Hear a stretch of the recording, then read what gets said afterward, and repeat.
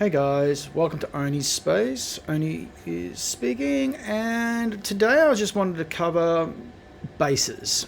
Now, over the years, I've learned different methods of basing my models to how I am doing them now over the past 20 years is completely different from what I did back at the start of my painting, and I'm just going to show you what I'm talking about. Now, for me, the base is just as important now as the model itself, and I take a lot of time and effort into basing my models. For my current stuff, I'm working on Gates of Antares, and with Beyond the Gates of Antares, I'm doing a volcanic tabletop. Now, as with the tabletop, it's very, very vibrant, very, very dark, very contrasting colors. Now, in saying that, I've done the same on my models that I'm going to be working on currently. Now, I've got a few different iterations here of models I've done over the years, and just to give examples of how my basing has changed over the years. Now, back in the beginning, I used to go, okay, let's just get some green stuff, rough it up, maybe a little sand, a bit of gravel, throw a bit of green, static grass on there, after I've dry brushed the base, and yeah, we're done. But for me, that doesn't cut it anymore. I want something that is going to cause the rest of my model to pop. So just to give you an idea, and you can do this with anything. It does not have to be what I'm doing, like a volcanic. It could be anything from a jungle to, it could be, a seascape. You could be running through puddles. Anything is possible when you put your mind to it, and the more time and detail you put into basing your models, the better your models are going to be. Now, these are some of my old models from 20 years ago. These are my Blood Angels. This is my Commander. He used to have an iron halo on his jump pack, but that fell off, unfortunately. I haven't gotten around to fixing it. I no longer play Warhammer 40k, so I'm just using these as an example. Now, with the chaplain here, I've gone and, a couple of bit of brass rod around the bottom and dry brushed them and whatever. But, there you go. As you can see, it's very, very plain. Just a single level of dry brush, and that's it. It doesn't enhance the model. I mean, the model is nice as is. It's a scratch-built chaplain from multiple different models, some of which you can't get anymore. And the same with the captain. Alright, they're lightning claws from an old Terminator that I converted over for my Blood Angels captain. The jump pack from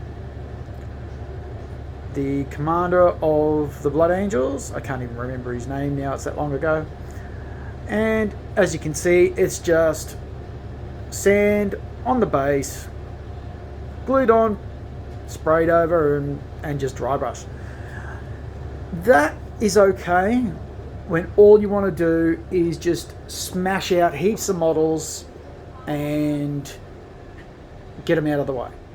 If you want to do armies like that, that's fine. For me, I started working in towards having more of a diorama for a base. And it's something that I wanted to share with you guys, because not a lot of people take the time and effort to do their bases up properly, and I think it should be something that everybody looks forward to. The model itself, as in with our little friend here, the Gar battlesuit, the base is very dark and brooding. There's only one or maybe two levels of highlight on that black stone, but the rest is all about what I've got going in between. And that's basically hot glue that I've just painted up. And because of how it is, it pops. It just sticks out. Now, to get to that point takes a couple of stages, and I'm going to go through that. But here we have another model that's fairly old of mine. And this is Dr. Diana from Warzone. Now, Warzone doesn't exist anymore. It was a game back in the early days of Warhammer 40k. Target Games brought out Warzone in competition with it, and it ran quite well. But here in Australia, like everything else, it had a hard time competing with Warhammer 40k. Now, you can tell the difference between this base and this base. Now, the difference is that I've added another level of detail. If I can get it to come back into focus, it'd be lovely. I'll come back onto him. Now, that level of detail is simply by choosing a different method of creating the base. For myself, I decided, I found that I'd bought a couple of cork tiles, and I thought, they'd make good terrain. And then I went, hey, wait a sec. If I break this stuff up, it'd be good for basing my models. It's easy to carve, easy to manipulate, and I'm still using it today. And I use it on pretty much all of my models for basing. And I use it instead of using gravel or using sand. It's just so much easier to work with. It's lighter, and you don't have to worry about it coming off all of a sudden because the sand is given way or the glue's given way. It sticks to whatever it's stuck to. So I went from these models where I thought, what's missing in my models? Why aren't I, getting those better results at competitions? Why am I not finding myself in the higher levels of painting? And I worked out that just because something is painted, it doesn't mean it's going to come off well. It needs to be based well as well. Now, I'll move these out of the way and I'll go through the stages that I used to base up to building the guard. Now, I've got a couple of freeborn models here, and these are the guys that I'm going to probably be working on next. Is my freeborn. Now, first of all, is you should just put the model on the base. Some people think that it's okay to paint the model off the base and then add it to it. I did that once or twice in the past and found that after a period of time those models were just coming off the bases. They just weren't holding on. Like this Dr. Diana. That one is probably the only model that has not come free from its base from that era. Now, in terms of how we get it there. So you start off with your base as is. Now, something I'm also doing, which adds a little bit of weight to it. Okay, I'll see if I can get this in the view. On the bottom of the base here, I have stuck some, I don't know if you have them in the United States and England, we have P plates and learners plates for drivers. Now, what I've done is, because they're magnetic, they stick to your car. So I thought, what a great way, if I'm traveling to and from a location, and all I want to do is take a couple of models, I can stick them on a metal tray, carry them in the car, and there you go. I don't have to worry about a figure case. I don't have to worry about anything special. I just use a tray and put all my models on the tray. So that's just a little extra bit that I do that actually helps with securing the models to a tray and helps me go from there. I just cut them in a circle to match the base, or oval, whatever the base is, and glue it to it. Bob's your uncle, you've got a magnetic base. So, basing your model, you're going to want to position it first. Once you've got it positioned, what I've done in this case is I've added some hot glue. Now, the hot glue is to imitate the lava. Now, this is very easy to do. You just get the hot glue, run it across the base and random angles and whatever, and then just leave it dry. Once it's dried, it sticks to the base really, really well. The next stage, quite simple. In the gaps, you cut off little tiny bits of cork from the cork tile. Now, later, when I'm doing the models, I'll actually show this process. But it's just break it up into tiny pieces and glue it on.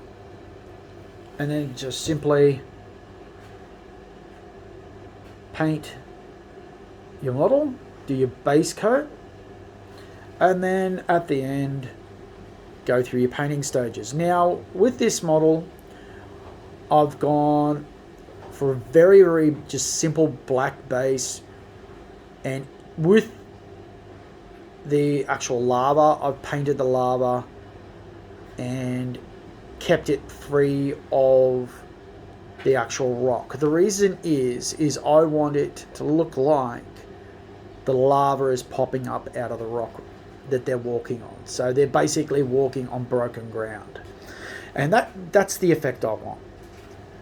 But you can do this with any base. With any model, you can actually create the base to look the same as your table. And I advise it. I reckon if more players took time to actually base their models properly, we'd actually have a lot more tables that pop when the guys are playing their games. And for me, it's just something that it's a level that I want in my personal. And my friends' armies that come here, and I help my friends out with painting their models as well. So for me, that's just my choice. So with this, I've gone 3 levels of detail with the flames underneath and just a single level of detail on the rock. The reason I've gone for 3 levels of detail is so that the red is still very deep and dark. The orange is noticeable, but the yellow pops. So when looking at it on the table from back here, you go, wow, that looks like it's actually part of the table. And that's what your basing should be doing. It should be taking you to that next level where, hey, this model is actually a part of the table. That's where you go that extra little mile. It might take a little longer, and I take a little bit more time on my models, but in the long term, for me, it's worth it. Anyway, guys, leave your comments, tell me what you think, and hopefully we can go further from there. Thank you. Oni out.